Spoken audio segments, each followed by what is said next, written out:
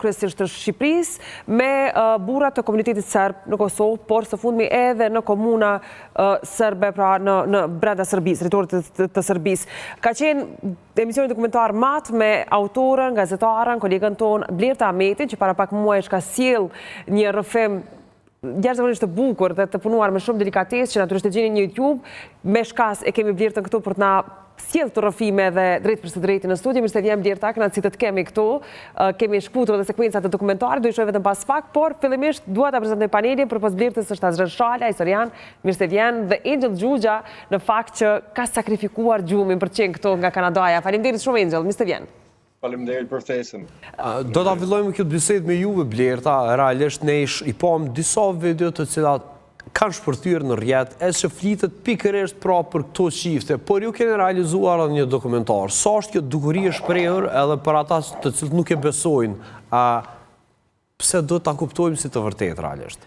E pabesueshme ka qenë edhe për neve si staf në fillim, sepse duhet të ditë parasysh ka kemi kalu sfundi si dy etni, pra si serbë edhe si shqiptar, po jo kaq e pabesueshme ka qenë edhe në Shkodër, nga aty ku vinë pothuajse 90% e grave të cilat pra janë shqiptare, të cilat martohen me serb të fshatrave, qyteteve veriore të Kosovës.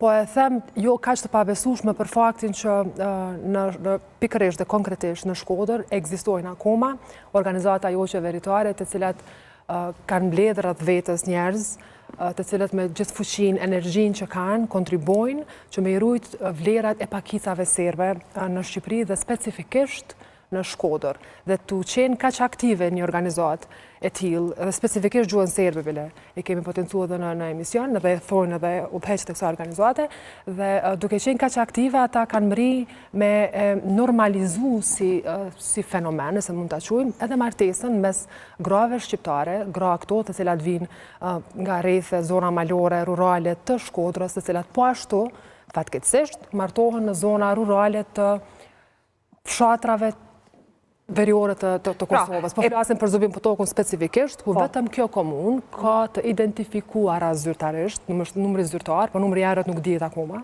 janë 50 gra shqiptare të martuara për serb të Kosovës. Kush e financon pra atë organizat në Shkodër që merret me ruajtjen dhe kultivimin e Nga ajo që na është thënë, ata vetë financohen, janë historian, njerëz që janë marrë me shkencën historinë, tash që janë në pension, që kanë kohë me shkru libra, me mbledh njerëz, me majt takime dhe me përquat frymën, dëshirën për me rujt vlerat e kombit. Sepse mua më vjen keq ta ne kemi arbreshët në Sicili që nuk financohen me kaq zell.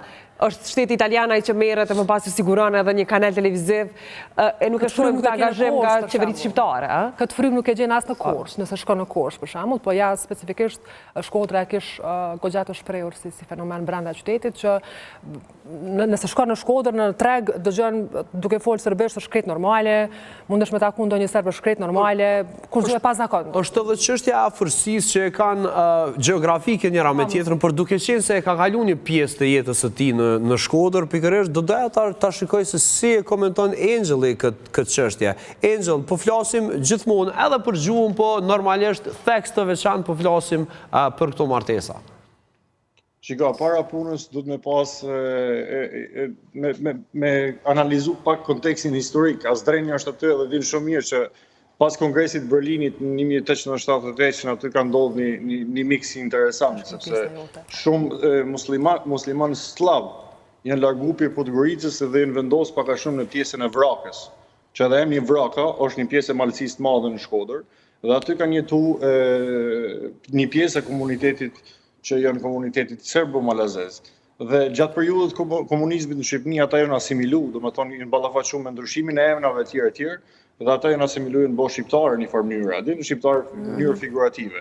Dhe pastaj, pas rrëmjes komunizmit në 1990, shumë anëtar të këtij komunitetit janë largu për Shqipërisë, por disa të tjerë janë drejtuar drejt Malit të Zi dhe disa të tjerë kanë ndajtur në Shqipëri dhe kështu që kanë filluar pastaj në hapjen e organizatave jo qeveritare si kjo Moraqa Rozafa që është, e cilat ruajnë praktikisht identitetin e tyre kulturor, por është komunitet i vogël, nuk është komunitet i madh. Ndërsa kjo pjesa e martesës edhe pjesa e gjuhës, për shembull serbokroati që flitet në pjesën e vrakës, malësisë të madhe dhe në Shkodër dominon. Ne kemi vure se shumë shpesh për shembull në Shkodër e sipër ju dëgjoni edhe muzikë serbokroate. Është thënë shpesh edhe në këtë studio, ndonë se kemi pas një farë distancë, një rezervë lidhur me këtë. Po kjo është më shumë nga afërsia, sepse dukë më në ngajnë, mos tani në Angel hiç. Ajti. Po, nga afërsia gjeografike. Nëse këshyrëm edhe ngajnë personalisht. Po, Enzo? Veç ta përfundoj, është edhe nga afërsia gjeografike. Në Podgoricki vetëm 15 minuta që kalon nga Shkodra në Podgoricë dhe në Ulqin vetëm 30 minuta. Kështu që kjo afërsi gjeografike ka ndikime tjera. Ndërsa sa i përket fenomenit martesave në Kosovë me burra serb, kjo është një çështje tjetër që shtyhet shumë më shumë nga nevoja ekonomike dhe një diçka tjetër që kam dëshirë me thonë, shiko, gjatë komunizmit në Shqipëni, ne nuk e perceptojmë si shqiptarët Kosovës, po aty ka ndodhur një masakër, praktikisht masakër vetë popullsinë në Shqipëni, është një popullsi veriore në malësi që është lënë në ignorancë dhe Jugosllavinë e kanë pa në largësi si një lloj toke e premtuar, a ke parasysh, sepse kanë kenë mirëqenie.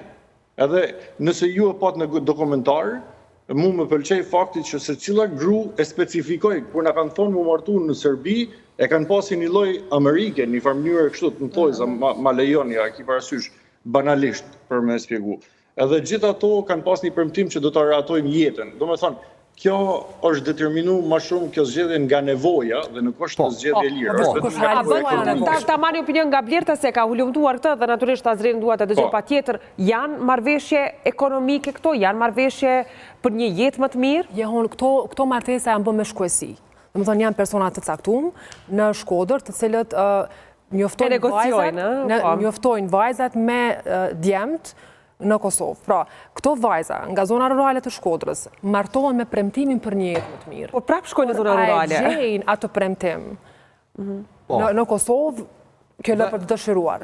Edhe diçka krën. Dhe më thonë, këto gra, shumica për tyre që ne kemi taku dhe që nuk kanë pranu me folë para kamere për shkak të frigmës nga stigma dhe gjykimi, kanë thënë që neve na kanë thënë që po martohemi në Serbi dhe jo në Kosovë. Dhe kjo është akoma më tragjike. Po, feks, me jetu në Kosovë, me ndjenjën se jetu jetu në Serbi, por dua të di diçka, të zhveshemi prej këtyre komplekseve të cilat i kemi në përgjithësi e që gjithmonë avinë si pasojë dhe historisë, a janë të drejta këto martesa?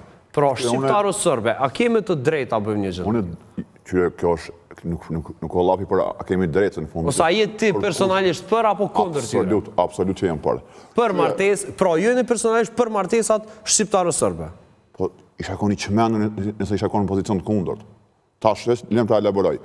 Për jashtë rastët ku bëhë tregti me gra, që fenomeni tillë e hasim edhe unë e diskutova me Blertën para emisionit, ajo është një formë tregtie, pra dhe shkusia që e përdorim na, ose kemi pas si vlerë dikur, ku prind ose familjet me rënë vesh për një qip më martu, ajo formë tregtie. Ose dikush ka përfituar. Absolut, o formë trafikimi që sem dakord. Për jashtë këtë raste, nëse ka martesa me dëshirë, ku dashnia është sentiment njerëzor, jo nacionalist, jo etnik, është mirë me kuptu shqiptare, që i bjen. Unë jem parim për çdo martesë për në çdo etnie, race e religioni. Ama kjo s'ka ndodhur këto raste. Po, pikërisht, po flasim për një... Unë kronin parim, nëse ka aty imponime, nëse ka tregtimet grave ose të burrave ndërsjella, atë jem kategorisht kundra dhe punë e policisë, që unë nuk i futem aty muhabeti. Në asnjë nga këto 50 çiftet, familjet e krijuara ndërmjet shqiptarëve të Shkodrës dhe shqiptarëve serbëve të Kosovës, nuk janë martesa të bëra nga dashuria. Okej, unë dëgjoni, jo vetëm për serb. Unë mes shqiptarëve kur ka imponime kundra atyre martesave. Njerëz do të më konë të lirë me vendos. E përsëris, dashnia si sentiment i te kalon kufijin identitar. Këto është mirë me marrëveshja. Pra dashnia veç njerëzore. Edhe unë gjithmonë sa i gjykoj fenomenet sociale historike, nisa nga premisat qenit njeri. Jo qenit shqiptar, jo i zi, jo i bardhë, musliman katolik. Që i bjen. Këtu mu vjen menda për shembull kur më thiri djellza në emision, me qef erdha, vjen mendja një libër i Kadarejës, që është nësha libri mas simpatik i këtij, Krushit janë të ngrirë. Aty flet, po, si metafora asaj, që për shkak të ngarkesave etnike serbo-shqiptare, një qift i ri në Prishtinë, një vajzë serbe dhe një djalë shqiptar, nuk arrin me kulorëzuar dashurinë e tyre për shkak të barrierave politike etnike që na imponojnë do elitat e kontaminuar me nacionalizëm. E unë jam kategorikisht kundër tyre. Nëse ka martesë me dëshirë, por mua nuk është fare e rëndësishme përjardhja etnike, religioni, raca e këto. Pra, është mirë me kuptuar njerëz që na jemi dashnia i të kalojnë të kufijë. Prandaj unë jam për çdo herë, jo vetëm serb, me çdo lloj etnie, me çdo lloj race. E nëse dashnia bazohet ose që ajo nevoja, dëshira bazohet në aspektin ekonomik në këtë rast, sepse ato janë martu me idenë që po shkojnë për të jetuar në një vend më të mirë. Qyre tash, nëse ato vendosin vetë në baza individuale, prap nuk kemi që shqipërzina vlerë. Është dëshirë e individit me vendos që ti ka prioritete. Ja ta dëgjojmë diellën, rrëfimin e diellës. Ata dëgjojmë, jo diella e Edi Ramës. Kjo është diella tjetër. Ani. Le ta dëgjojmë bashkë.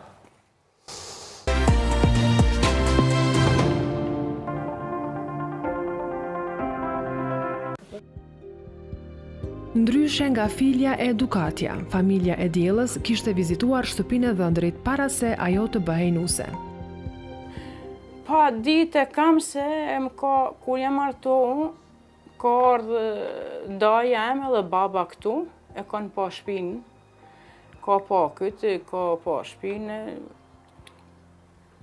Atër kur kanë ardhë të baba e daja, më kanë thonë njështon, më kanë thonë ti, basi duash, na jem kenë, e kena pa, shpinë e the ka të mirë, nanas babës ka i motër.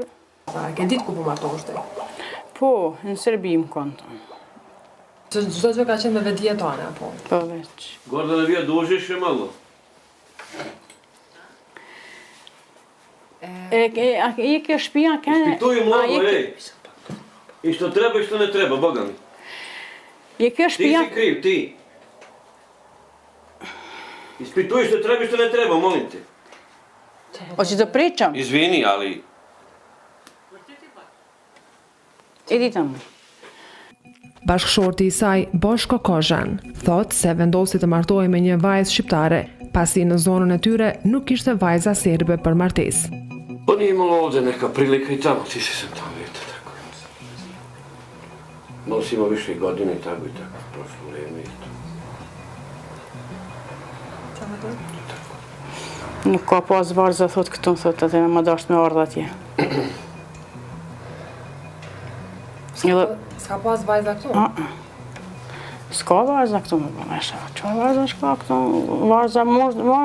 Varza bela ka, po lypin kushte shumë ato. Donë makinën, Naše devojke neće da žive na selu, ima da. Donë duhan, kame, s'do me punua. Na do me punua kopshtin, donë makinën, me gref makinës, lyp makinën. E ti si lyp këto gjana? Ja, mos më duhen gjë. Qa kam duhet? Kam fëmin, kam burrin. Kush të vinë me pi kafe, vjen arrin njëtu, pim kafe me naj kojshi që vjen këtu. Madje, Boshko mohon kategorikisht se i ka dhënë para familjes së diellës në Shkodër kur e martoi atë. I zašto da pari? Koliko si dala pare, kaže tamo, kaže kad sam ja došao ovdje. Familiju tamo? Da. Ništa. Samo sam drugara, jedan čašćio koji me vodio tamo, koji poznaje tamo. Su kolon Kurzanove që i shok tina ja kolon për qijev.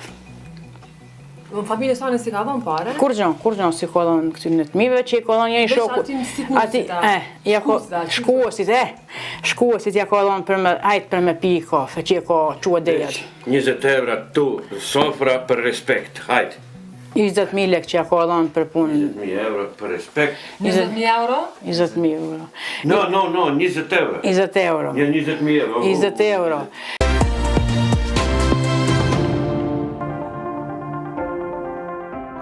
Blerë të ke qenë ofër një shift të tillë. Tregon pak qysh është e respekti ndërsjellë, qysh është e komunikimi dhe qysh funksiononin ata realisht, si pas kënd vështrimet ta normal. Jo një qifti, po disa qifteve. E po ma mirë ke edhe ma shumë material për neve. Absolutisht. 3 prej tyre i kemi mri me i bind me dalë para kamere, po disa prej tyre i kemi taku që kanë hezitu me dalë para kamere. Ato janë martu me idenë që përshkojnë në një vend ku e ka njëtën ekonomikisht më të qëndrueshme. Çka më ka bu përshtypje është që tek këto pothuajse të gjitha martesat, bashkëshortet janë disa vjet. Po vlasim mbi 10 vjet më të vjetër se sa gratë që i kanë marrë për nuse. E dëgjuam edhe diellën pak më parë që tha se është martu me idenë që po shkon në Serbi, është martu për një jetë më të mirë, është martu për kushte më të mira dhe burri i saj tha që mu ka i koha, i ka mbo disa vjet dhe nuk ka mu vjen gjetë vajzë to. Dhe vajzat i veprojnë makina dhe një Po dhe vajzat në fakt nuk është që s'ka vajza aty, ka vajza të komunitetit serb. Po ato kërkojnë kushte më të mira dhe këta persona që mbesin kanë domethënë mbesin pa martu për disa vite, kërkojnë me zgjidhje me vajzat që nga rrethet e Shkodrës, si në këtë rast.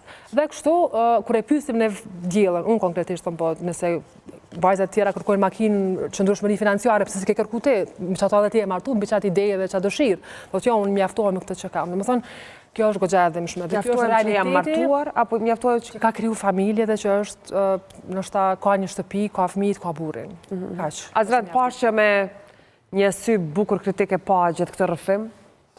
Qyre, unë e pash edhe videon, edhe adin jam dakord edhe e pash fillim të emisionit. Nëse ka imponime, sigurisht që kjo është shkelje rretave të njerit. Se unë për qëti premise për mënona me trajtu e problemin. Edhe po edhe pyetja që i bëhet aty në, ose kërkesa për me pas qëndrueshmëri ekonomike, kjo tregon që në shoqërinë tonë, jo që na, por kjo është nivel botëror, komercializmi po e sbe sentimentin e dashurisë, që është prap gabim dhe nuk është e papranueshme për mua. Por megjithatë, këto janë raste të veçanta të izolume. Unë kur marr në emision ku nga thirr, prapë thon kur keni thirr sot, ku marr me fol për fenomenin. Mos ta rrejmë këtu do të thotë Albin Kurtin, që rrallë herë ndot për mua, i cili thotë historike kjo. Patriotizmi nuk mësohet në biologjive, mësohet në filozofi, në sociologji, në histori. Që i bjen, martesa brenda etnive, është mirë më u marë normale, pa u mësue kështu ballkanase. Nuk dalim kur prej shpellës ku jemi natë izolum. Por, ajo çka natyrisht e dëgjuam si rrëfim nga Blerta, se ka qenë aty, jo këtë që e dëgjove rrëfimin drejt për drejt të gruas në fjalë, por të hulumtimin që ka bërë Blerta në Shkodër, që shumica prej tyre mendojnë se martohen në Serbi, pra këtu më pas vjen në pa patriotizmi, çështja kombëtare, si interpretohet pra komunat në të cilat përshkojnë të gra. Jo mashtrim edhe kurth që u bëjnë grave. E këto është mirë me denoncue. Jo vetëm me bën mediatike, po është mirë me denoncue, me fillu një hetim i shtetit aty, i organeve drejtësi, sepse kësi mashtrime për mua është formë e llojit vet e trafikimit. Fiks, organizime të trafikimit. Si organizime po. Djelz, më falë, elemente tilla. Kur e kemi intervistu një nga shkuesit të Shkodër, e kemi pyet nga cilat vende ki kërkesa për martesa me gra vajza shqiptare nga Shkodra, më ka thënë nga gjitha etnit, përmend serb, malazez, bosnjak, gjithçka, thom e shqiptar, a ke shqiptar të Kosovës kërkesa, thot edhe nëse kam nuk i lejoj ato martesa. Nuk i lejon, nuk do të martohet me shqiptar. Nuk negocion se po martesa pas shqiptareve të Shkodrës me serb, me shqiptar të Kosovës. Okej, po kjo është investim dhe konstrukt që krijohet. A jemi të folë për rasët të izolume, a jemi të folë për fenomenin. Por nuk është fenomenin ndërsa ka një OJQ e cila vepron në Shkodër për mbrojtjen e këtyre të drejtave apo kultivimin, ku do të qoftë ajo, që pra këto gra, sot Angel, mendojnë se po martohen në Serbi e jo në Kosovë, dhe në fund të fundit, kështu nisë dhe devijimi kombëtar. Se nisë devijimi kombëtar, se ku ka kombi për jashtim i diversitetit. As po shaj këto elemente spionazhi, për shembull, s'po shaj elemente spionazhi këtu, konspiracion në fund, sepse Blerta sa po e tha prof që i njëjti nuk aranxhon martesa të tilla me kosovar nga Kosova, por vetëm me serb nga Kosova. Ram dakord këron, kjo konstrukt mënaj. Konstrukt që del me... Mirë, dhe kë konstrukt, a duke ty i dyshimt pak, sepse pikërisht doshta me dalë të shkjo, që kjo është një konstrukt. Nuk e di atë pjesë, mu që ta dy që i pa në videon që i ka bo dokumentarin Blerta, veç si agent s'mu dokon. Ja, ta shë kështë shkëptove krejt muhabetin, ja, s'po thama shto, ata mund me qenë të manipulun për një politike e cila u dhesh nga agentët. Ka një konstrukt anti-shqiptar, që me në asimilue pikërisht, apo Në Serb? Në qka është tentu me na asimilu? Nuk asimilu, do të them e frikshme është deklarata që sa po tha, që citoj në këtë rast Blerta, që këto gra më me dëshirë martohen pra me serb, se sa me shqiptar. Kjo. Po dëshirë ty me. Dhe këtë lloj propagande, Angel, këtë lloj propagande, pra, si ta shtjellojmë? Ta shtjellojmë si luftë hibride, apo si çka? Shiko, ndarje, më falë, do të përgjigjem. Ta bëjmë një ndarje herë. Kjo është një dashuri, ta qojmë kështu aritmetike. Ta qojmë një pragmatizëm jetësor. Nuk ka lidhje me dashurinë normale se si zhvillohet në territorë normale. I parasysh, ajo që bëhet këtu, çdo gjë bazohet në interesa.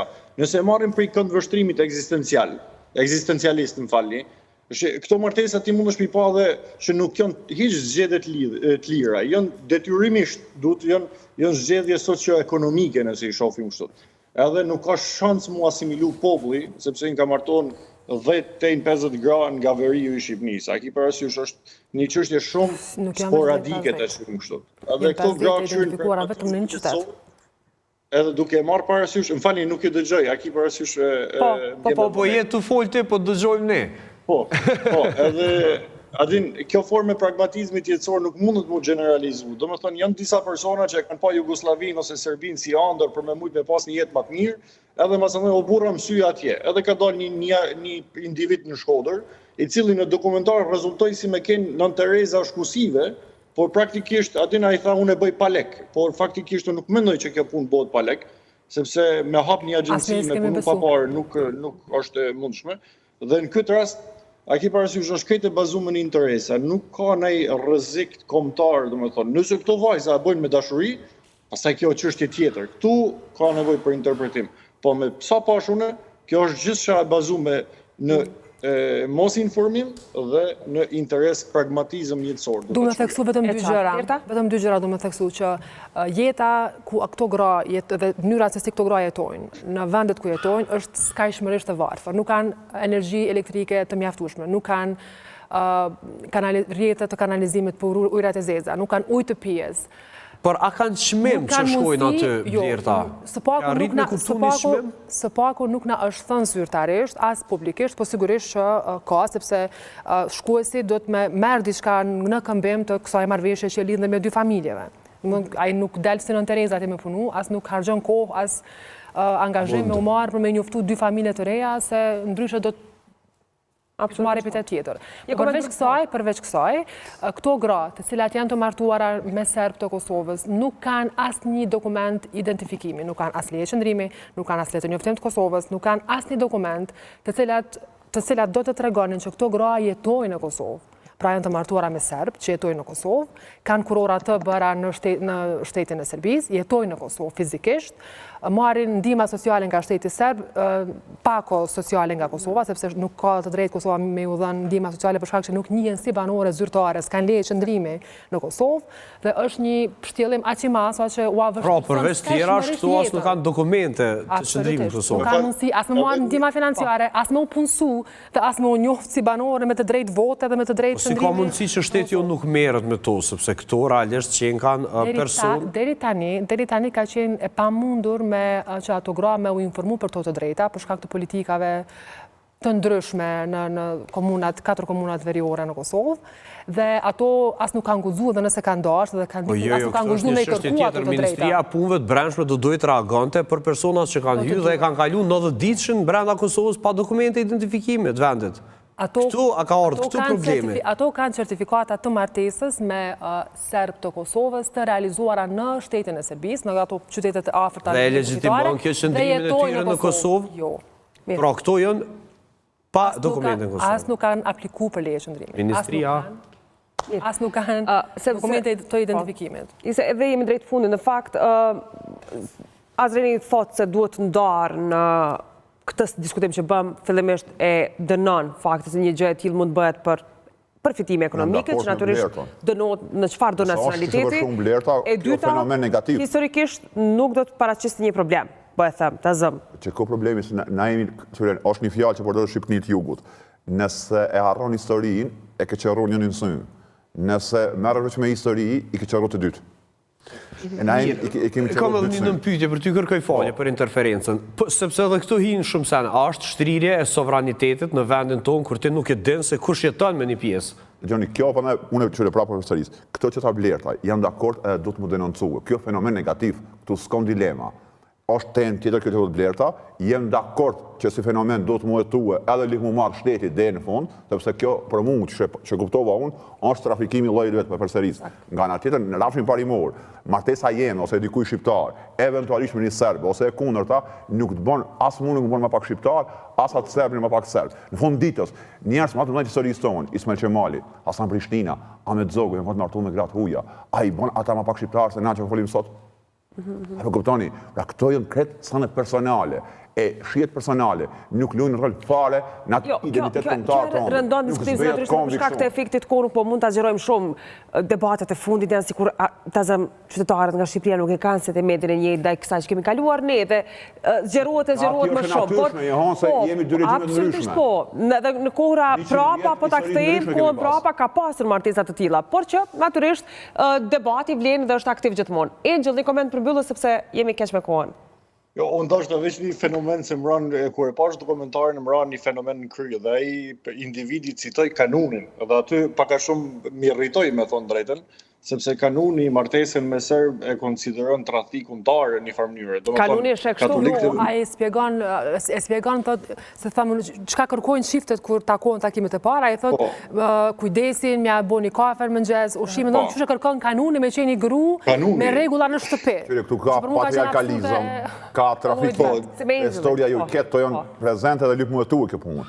Patriarkalizmi lufton kulturë. Trafikimi është punë. Se duhet të tohet patjetër po, kemi pasur rast të Keks Kosovës, një tjetër emision Klan Kosova që ka gjurmuar, aty kanë qenë arsye të tjera pse kemi folur për atë rast, por njëjtë ka qenë një grua nga zonat veriore në Shqipëri, e cila është martuar për çështje financiare me një burr nga Kosova, kështu që është e pranishme është dhe do të diskutojmë edhe ajo pjesë.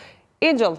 E vetmja gjë që kisha thonë për fund, duke marrë parasysh që këtu në mënyrë flagrante shkelen drejtat e njerëzit praktikisht, sepse kjo shifet se është një lloj komerci, ta quajmë kështu. Duhet mi bëni ftesë institucioneve si në Shqipëni, sepse ky fenomen ndodh në territorin e Republikës Shqipërisë, por gjithashtu edhe Republikës Kosovës, që me pas një bashkëpunim edhe për këtë çështje dhe me adresu shumë mirë këtë çështje.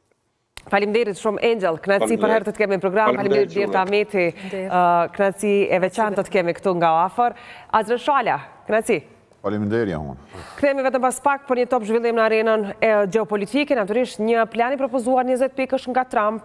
Netanyahu pritet një përgjigje e Hamasit, vetëm pas pak këtu me drejtorin e informacionit Klan Kosova Gazmet.